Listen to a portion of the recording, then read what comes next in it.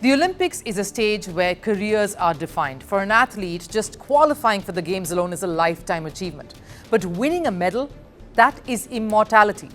And if that medal is gold, it is part of legacy. Which is exactly why the biggest talking point around the 2026 Winter Games is about the medals themselves. And not for the right reasons either. First, concerns about medals falling off emerged. Now, a bigger debate. Are Olympic gold medals even gold? Because here's the truth that surprises many. At the Games, the gold medals are not made of solid gold. Now, this isn't new. It's been standard practice at the modern Olympics for over a century. So what exactly are athletes winning? Our next report breaks it down. Every Olympics brings stories. Triumph, heartbreak, drama, scandal. But sometimes the biggest story is the object itself, the medal. The most iconic symbol in sport and a prize every athlete fights for. But that very possession saw an ugly buildup when the medals were falling off from athletes' necks at the Winter Games.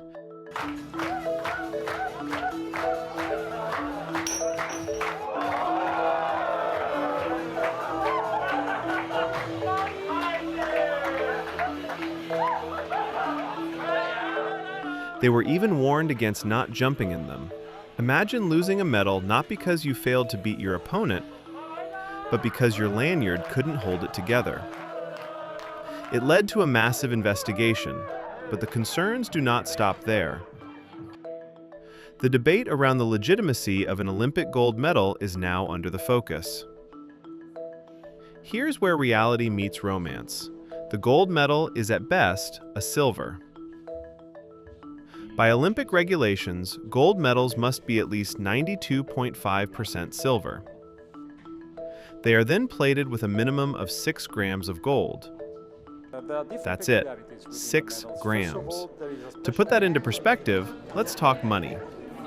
As of today, the global spot price of gold is hovering around roughly $5,000 per ounce. 1 ounce is about 29 grams. That's about $1,000 worth of gold layered onto a medal.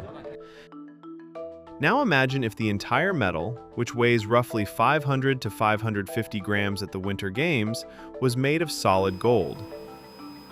At 500 grams, you're talking about over 18 ounces of gold. Multiply that by $5,000 per ounce.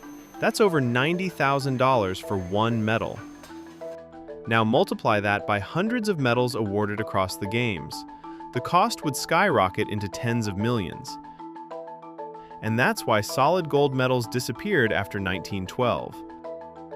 The last Olympics to award fully gold medals? The Stockholm Games in 1912. Since then, it's gold plating over silver. Tradition maintained, budget controlled. A need of the hour, especially for events that are already demanding a tightening of the purse strings. But here's the twist. Athletes don't win the medal for its melt value.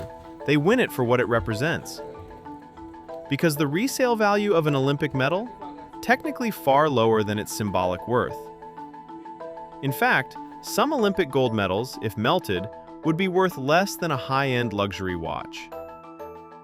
Yet at auctions, medals from iconic athletes have sold for hundreds of thousands, even millions of dollars, because of the story attached to them. That's the paradox. The material isn't priceless, the moment is. So yes, technically, Olympic gold medals are mostly silver.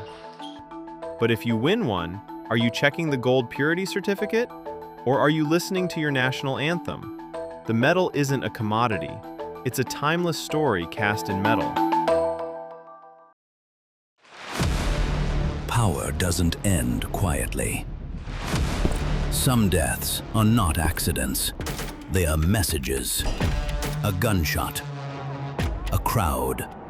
A country frozen. The killer disappears. The questions don't. This is not just about who died. It's about what followed. Governments fell. Armies moved. History rewrote itself. 5 leaders. 5 moments. One pattern. The assassination.